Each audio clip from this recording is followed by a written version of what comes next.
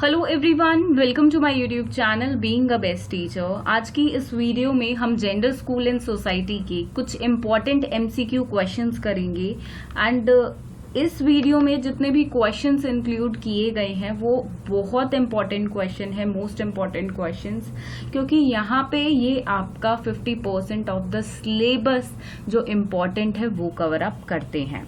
So let's begin with the video. First question is, which approach feminist theory incorporates postmodern and post-structuralist theory, seeing itself as moving beyond modernist polarities of liberal feminism and radical feminism? तो कौन सी theories हैं जो इन दोनों को, जो आपका post modern है इनके साथ और पोस्ट स्ट्रक्चरलिस्ट दोनों के साथ कोऑपरेट करती हैं? फेमिनिस्ट थ्योरी बतानी है। देखिए यहाँ पे आपने प्री भी पढ़ी होगी, पोस्ट भी पढ़ी होगी, स्ट्रक्चरल भी पढ़ी होगी, मॉडर्निस्टिक नहीं है, तो तीनों के बीच ही एक तरह का कंफ्यूजन हो सकता है। बट यहाँ पे हम बात कर रहे हैं एक पोस्ट की। देखिए यहाँ पे दोनों वर्ड्स आए हैं पोस्ट से रिलेटेड, मतलब बाद के। प्री होता है पहले एंड पोस्ट होता है बाद वाला। तो यहीं से आइडिया आप लगा सकते हैं दैट द फेमिनिस्ट थ्योरी जो होगी वो होगी post modern feminism. And very important theories also, in depth study इनकी नहीं करनी है बिकॉज सिर्फ एमसीक्यू के हिसाब से इस बार आपको प्रिपेयर करना है। So let me select one pointer and we are marking the answer. Second one is your correct answer. Okay. Coming to question number 2, which is what is radical feminism? देखिए different theories हैं feminism की, different यहाँ पे types की feminism की बात करी गई है। तो इट्स इम्पॉर्टेंट कि सभी पे क्वेश्चंस आप एक बार करें, एटलीस्ट सब टाइप के फेमिनिज्म जितने भी हैं वो होते क्या हैं। तो ये क्वेश्चंस यहाँ से स्टार्ट हैं, सेकंड क्वेश्चन से, एंड सीरीज वाइज हम सभी करेंगे। What is radical feminism? First is, it is an assert that society is a patriarchy in which the class of men, all the oppressors of the class of women. Second is, it is aimed at establishing equal political, economic and society rights for transgenders. Both 1 and 2 बिल्कुल नहीं हो सकता है, fourth option नहीं होगा, क्योंकि 1 और 2 में से डेफिनेटली एक ना एक ऑप्शन है। अब देखिए रेडिकल का मीनिंग क्या होता है। अगर आपको रेडिकल का मीनिंग पता है, definitely you can crack this question. देखिए रेडिकल को हम हिंदी में उग्र भी बोलते हैं, अगर आप सब उस वर्ड से फेमिलियर हो। अदरवाइज सिंपल वर्ड्स में बताएं तो एक ऐसी चीज से रिलेट करना जो किसी की फंडामेंटल नेचर को इफेक्ट करती हो, तो दैट इज रेडिकल बेसिकली। तो आप फर्स्ट पॉइंट देखेंगे, it is an assert that society is a patriarchy in which the class of men, all the oppressors of the class of women. तो यहाँ पे ये बिल्कुल ठीक बैठ रहा है। एंड फेमिनिज्म की बात है तो वुमेन की ही बात की जाएगी, ना कि ट्रांसजेंडर्स की। यहाँ पे वुमेन वर्ड, वुमेन के लिए कुछ भी पॉलिटिकल हो, इकोनॉमिक हो, सोशल हो, बट वुमेन की बात नहीं की गई है, सिर्फ ट्रांसजेंडर्स की बात की गई है। एंड ऑब्वियसली अगर फेमिनिज्म है तो वुमेन की बात तो बिल्कुल होगी, नारीवाद है तो नारी के बारे में ही बात होगी। तो आपका आंसर 1 यहाँ पे करेक्ट है। देखिए थोड़ा सा दिमाग लगाना है एंड आपको क्वेश्चन में से ही आंसर मिल जाएगा। So this option is correct, first वाला आपका। Coming to next question, question number 3. Again a type of feminism, that is existentialist feminism. ये क्या होता है? It is an assert that society is a patriarchy in which the class of men, all the oppressors of the class of women. ये आपका था पिछला point. देखिए जब हमसे पूछा रेडिकल फेमिनिज्म क्या है, उसका आंसर है ये। अब आप सेकेंड ऑप्शन पढ़ेंगे, it emphasize concepts such as freedom, interpersonal relationships and the experience of the living as a human body. Third is both 1 and 2, जो कि नहीं हो सकता है इसका बिल्कुल answer, and none of these भी नहीं हो सकता है। एंड हमें पता है फर्स्ट वाले की जो डेफिनेशन है वो किसके बारे में है, वो है आपके रेडिकल फेमिनिज्म के बारे में। सो ऑप्शन 2 यहाँ पे आपका करेक्ट ऑप्शन है। this one. So option 2 in Hindi also. So it emphasizes concepts such as freedom, interpersonal relationship, and the experience of living as a human. This is the exact clear-cut definition what existentialist feminism is. Coming to question number 4, what is cultural feminism? अब feminism है, again women के बारे में होगा, ये चीज आपको ध्यान में रखनी है बिकॉज ऑप्शंस जो होंगे वो बहुत आपके देखिए मिलते जुलते होंगे एंड सेक्स पे जेंडर्स पे बेस्ड होंगे. सो मे बी कई बार रीड करते हुए हम कंफ्यूज हो जाते हैं. सो ऐसा नहीं होना है. कल्चरल फेमिनिज्म पूछा है, हम ऑलरेडी रेडिकल और एक्सटेंटेलिस्ट कर चुके हैं. अब है first option, it emphasize concept such as freedom, interpersonal relationships and the experience of living as a human body. अब देखिए यहाँ पे आप देख रहे होंगे कि जितने फेमिनिज्म करते जा रहे हैं उनकी डेफिनेशन अगले वाले में आ रही है. देखिए ऐसा ही होगा, एक क्वेश्चन आपका आएगा एग्जाम में भी और जो बाकी ऑप्शंस होंगे वो दूसरे के दे दिए जाएंगे, दूसरे टाइप के फेमिनिज्म के. क्यों? क्योंकि आपको कंफ्यूज करने के लिए. सो यहाँ पे अभी आप एक एक पढ़ते जा रहे हैं तो आपको क्लियर हो रहा है और आपको पता है ये पिछले ऑप्शन का आंसर था, इस वाले का नहीं होगा. बट एग्जाम में कोई एक या दो ही क्वेश्चन आएंगे. सो इट्स इम्पॉर्टेंट आपको सबकी डेफिनेशन, सबका मीनिंग पता हो, clear cut. Now let's read the second option, that is it is an assert that society is a patriarchy in which the class of men, all the obsessors of the class of women. ये भी हम कर चुके हैं radical के अंदर. It comments the positive aspect of what is seen as the female character or feminine personality. And it also relate with the culture, like positive aspects of what is seen and a female character. Character is basically a cultural based thing or a society based thing, जो एक characteristics को भी हम बोल सकते हैं, जो एक बना देते हैं, जेंडर रोल्स डिवाइड कर देते हैं, एक पर्सनालिटी भी बना देते हैं कि लड़कियां हैं ये करेंगी, लड़के हैं ये करेंगे. तो it basically somewhere, not somewhere but totally deals with the culture and the society. None of these option नहीं होगा. And third one is your correct option. And this topic is very interesting also, cultural feminism. If you want to attend this अगर हम जब 16 marks के question आते हैं और ऐसा क्वेश्चन आ जाता है तो जनरली स्टूडेंट्स कल्चरल फेमिनिज्म का क्वेश्चन चॉइस में होता है तो इसको अटेंड करते हैं दूसरे वाले को छोड़ के, बिकॉज इजी टॉपिक भी है और बहुत इंटरेस्टिंग है. Now coming to question number 5, what is liberal feminism. अगर आपको लिबरल का मतलब पता है, लिबरल फेमिनिज्म आप इजीली पहचान लोगे चारों में से कौन सा ऑप्शन है. And the meaning of liberal is the one who is always ready to accept the ideas of others. जो एक मतलब हम बोलते भी हैं कि लिबरल बंदा है, लिबरल इंसान है, मतलब जो दूसरों के आइडियाज अपनाने के लिए हमेशा रेडी रहता हो, जो औरों के आइडियाज को या उनके बिहेवियर को, उनकी ओपिनियन को रिस्पेक्ट करता हो, तो that is a liberal type of person. तो लिबरल फेमिनिज्म क्या है? फर्स्ट ऑप्शन है an individualistic form of feminist theory which focuses on women ability to maintain their equality through their own actions and choices. Second is it comments the positive aspect of what is seen as a female character or feminine personality. ये female character वाला हम already कर चुके हैं. It emphasizes concepts such as freedom, interpersonal relationship and the experience of living as a human body. तो ये भी हम already कर चुके हैं. We know. अब देखिए जैसे जैसे करते जा रहे हैं हमें पता है कौन से वाला जो definition है या meaning है basically वो किस type के feminism का meaning है. Next, it is an assert that society is a patriarchy in which the class of men all the obsessors of the class of women. तो second, third, fourth option already we have done.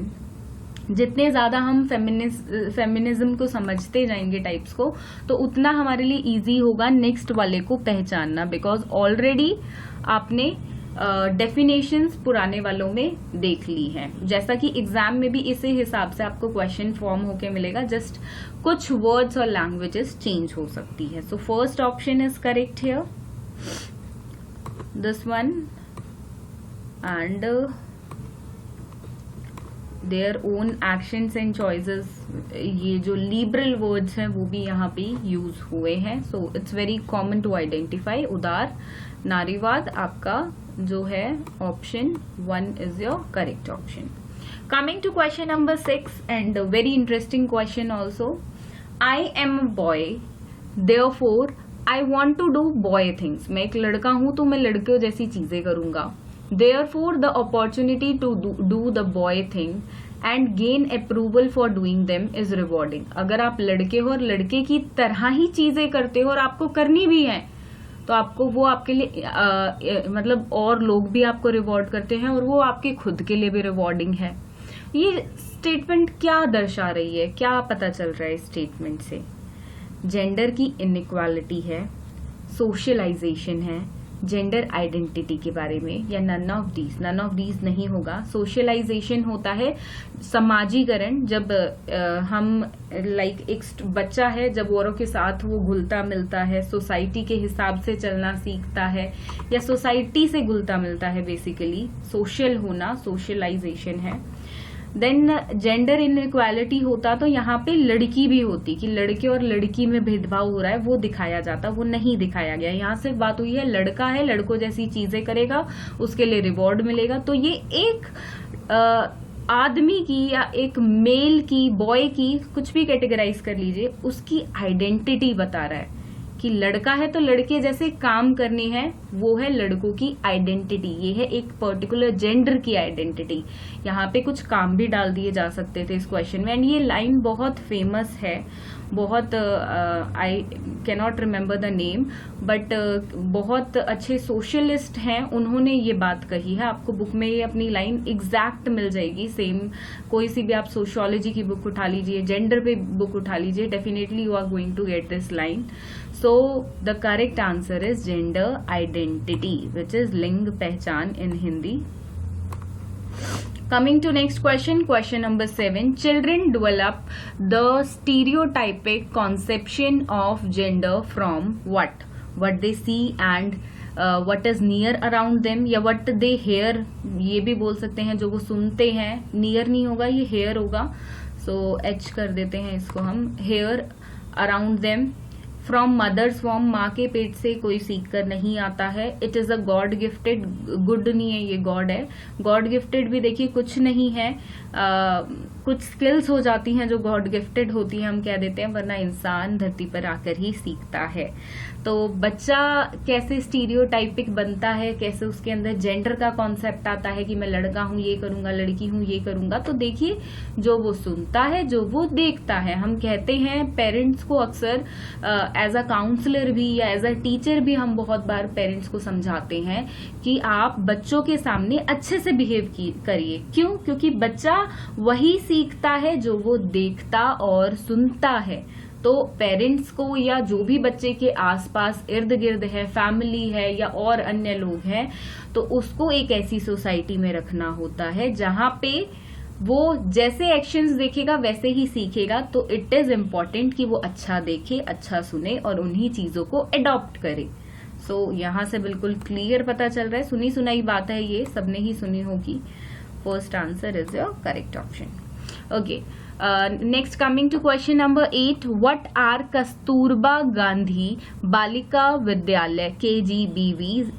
थोड़ी बहुत spelling mistakes के लिए I am really sorry for that. So you are big enough to understand. So KGBV की तो पहले आपको full form पता होनी चाहिए. ये आपसे क्वेश्चन ऐसे भी पूछा जा सकता है कि फुल फॉर्म क्या है इसकी, वो बताइए. इसका भी देखिए टॉपिक आपकी बुक में है एंड कई बार 4 मार्क्स के अंडर आपका ये क्वेश्चन आता था, KGBV को डिफाइन करें. तो 4 मार्क्स के अंडर आ सकता है. तो MCQ तो आपका 1 मार्क्स का है, उसके अंदर एक क्वेश्चन भी आ सकता है. इसके 2 से या 2 से अधिक भी आ सकते हैं. तो क्या है KGBV? तो directly I want to share the answer. By the time you can read the options also. and the second option is basically here correct.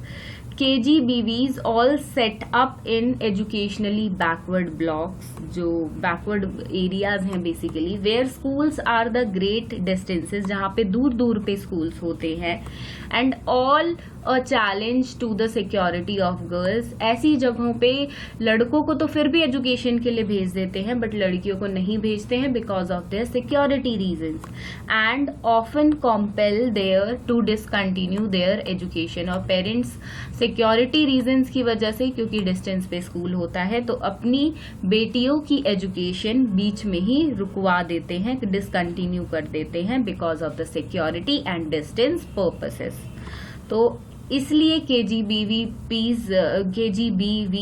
जो है वो स्कूल सेटअप किए गए थे, कस्तूरबा गांधी बालिका विद्यालय, सो दैट ये जो डिसकंटिन्यू हो रहा है गर्ल्स एजुकेशन का because of the security and distance purposes, उसको एलिमिनेट किया जा सके. So next question is what महिला समख्या MS प्रोग्राम इज डिजाइन. देखिए ये भी आपका 4 मार्क्स में बहुत बार क्वेश्चन आ जाता है, सो 1 मार्क्स में डेफिनेटली आ सकता है.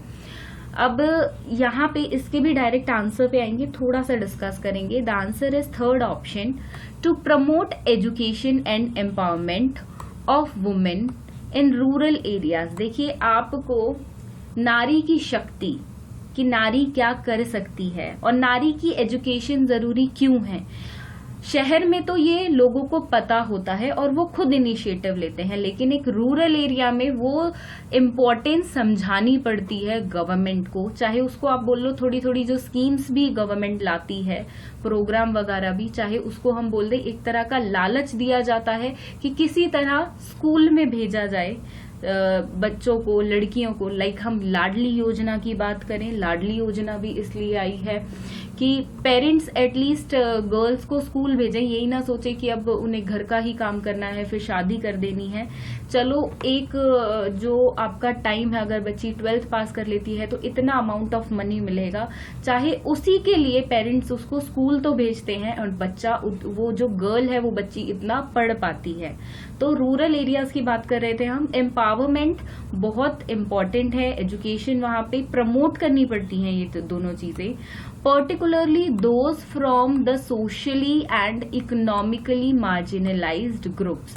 अब देखिए जो पिछड़े वर्ग हैं, या हम बोल सकते हैं मार्जिनलाइज्ड ग्रुप्स जो हैं, जो जिनको हर चीज समझानी पड़ेगी, एंड तभी वहां की सोसाइटीज में एजुकेशन को प्रमोट किया जा सकता है. Not only for girls, girls के तो बहुत हालात खराब है आज के टाइम में भी, इवन है, पहले के टाइम में आप अंदाजा लगा सकते हैं और कितने होंगे. तो वहां पे लड़कों की ही शिक्षा की अच्छी हालत नहीं है, हालात अच्छे नहीं हैं. तो गर्ल्स एजुकेशन वहां पे बहुत सेकेंडरी लेवल या एक बहुत दूर की बात हो जाती है. तो इसलिए ये महिला समख्या प्रोग्राम सेट किया गया था, डिजाइन किया गया था. एंड एक बार आप इसका ईयर भी चेक कर ले कब किया गया था, मे बी क्वेश्चन उस तरीके से भी आ जाए. नेक्स्ट है question number 10, what is national program for education of girls at elementary level, NPEGRL. So इसके भी डायरेक्ट आंसर पे आएंगे. देखिए ये कुछ प्रोग्राम्स है जो आपके 4 मार्क्स के अंदर बहुत बार यूनिवर्सिटी आपको दे देती है. सो इट्स इम्पॉर्टेंट कि हम इनको MCQ के लिए, तो देखिए आप छोटे से छोटा टॉपिक भी नहीं छोड़ सकते हैं, बिकॉज यू नेवर नो कहाँ से क्वेश्चन पूछ लिया जाए. थ्योरी एग्जाम्स नहीं है इस बार आपके, रिमाइंडर खुद को भी बारी बारी देते रहे, सो दैट आप इन डेप्थ स्टडी करें हर एक सब्जेक्ट में. And the correct answer is it is implemented in educationally backward blocks, EBB, and addresses the needs of girls who are in and out of school. तो इसका main motive implementation का ये था. Coming to question 11, what NPEGEL when this is launched basically, ये पूछा गया है. देखिए जितनी भी स्कीम्स प्रोग्राम किए हैं सबका आप ईयर एक बार देख लें. सभी पे यहाँ क्वेश्चंस नहीं डाले हैं, एक क्वेश्चन डाल के मेरा मोटिव था कि मैं आप सभी को बता दूं कि आप ईयर भी देख लें. सो यहाँ पे जब ये सेटअप किया गया था वो किया गया था 2003 में. Coming to next question, Sarita says, this is very interesting question and I framed this question because definitely ऐसा question आ सकता है and it is very easy also, but थोड़ा सा समझना पड़ेगा. सरिता कहती है कि I have my marriage tomorrow, कल मेरी शादी है. I need to pack all my stuff as I need to shift it to my in-laws house. जैसा कि आप इंडियन सोसाइटी में भी हर लड़की को मैरिज से पहले बोलते हुए देखेंगे कि मुझे तो पैकिंग करनी है. एक एक महीने पहले पैकिंग शुरू हो जाती है, बिकॉज एक लड़की जो बचपन से अपने घर पर रही है उसको अपना घर छोड़ के नाउ कहीं और सेटअप करना है, तो she needs to pack her many of the stuff and shift to in laws house, मतलब उसके पति के घर पे उसको शिफ्ट होना है. तो ये एक कैसी सोसाइटी है? तो ये मैट्रियार्की सोसाइटी है. There is some error, let me correct it. Next is patriarchy and next option is both 1 and 2 and the last is none of these. देखिए, ऐसी सोसाइटी जिसमें लड़की को लड़कों के घर शिफ्ट होना पड़ता है, मतलब उसके होने वाले हस्बैंड के अपने हस्बैंड के घर पे, तो ऐसी सोसाइटी को हम बोलते हैं patriarchy societies. So the correct option is patriarchy. Coming to next question, question number 13. Who and when first organized protest against dowry? First is Council of Women in Hyderabad 1975. Second is Progressive Organization of Women in Hyderabad 1975.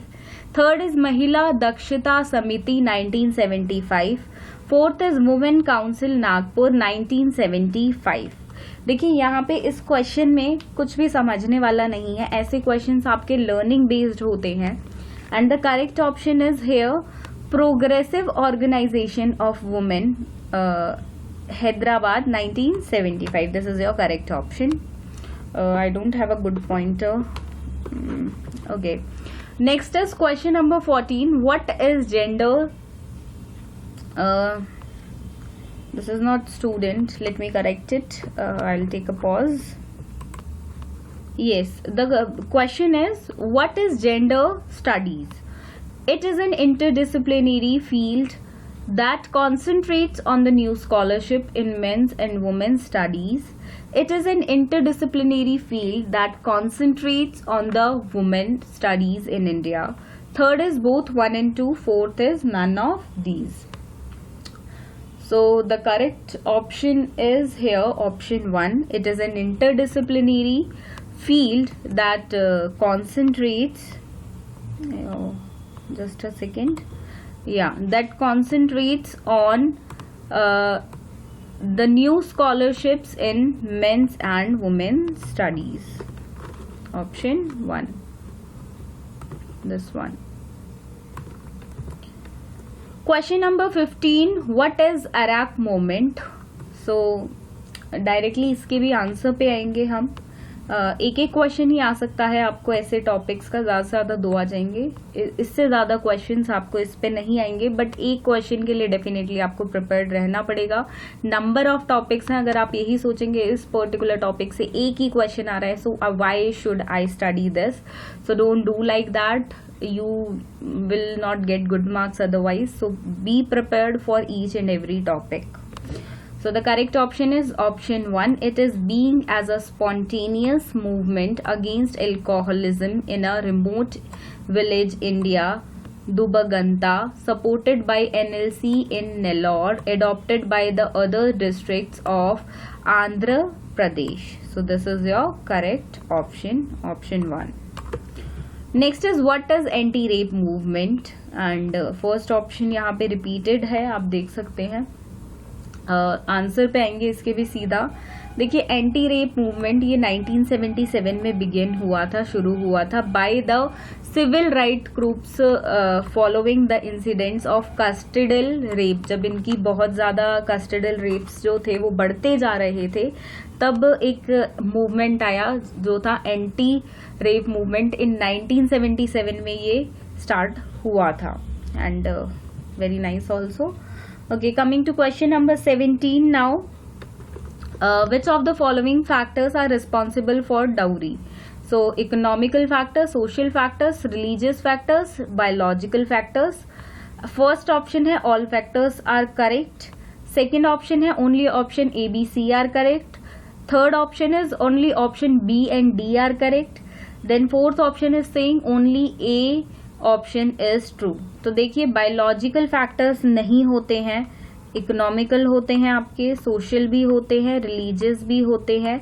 तो जो correct answer है वो है option 2, only option A, B, C are correct.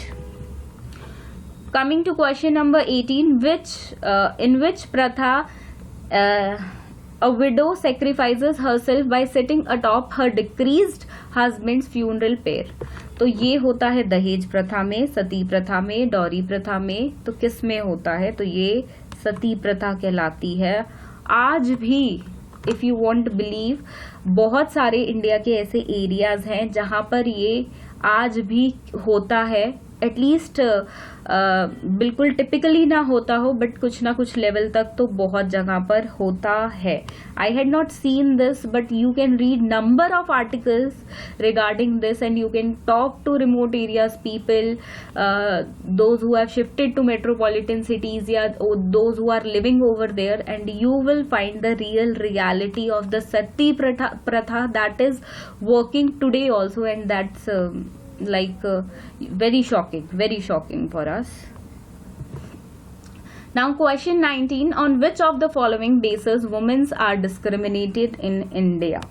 तो political basis पे भी होती है, इकोनॉमिक बेसिस पर भी होती है, सोशल बेसिस पर भी होती है. हर बेसिस पे women in India are still discriminated. So all of these is your correct option. Now last question, coming to question number 20, the 73rd and 74th constitutional amendments have provided what? 33% reservation of women in Panchayati Raj, 390 seats in parliament by filling 6.6, 8.4 to women, and both 1 and 2 options are correct. Yes, they are correct. None of these नहीं होगा. So ये थे 20 important questions, most important questions I will say, because थोड़ा in depth से था. इससे पिछली video में हमने सिर्फ ओवरव्यू लिया था टॉपिक्स का, अब हम डीप में जा रहे हैं. एंड डेफिनेटली ऐसे ही क्वेश्चंस आपको मैक्सिमम देखने को मिलेंगे अपने एग्जाम में. So make sure you are going to have in depth study this time. Don't just have overview of each and every topic, just study beyond that. And all the best for your exams. If you need any kind of help, just let me know in the comment box. I will try to help you as much as possible. Thank you for watching this video, and do like this video and share it with your friends. And in last, just a single request, please subscribe to our YouTube channel. Thank you.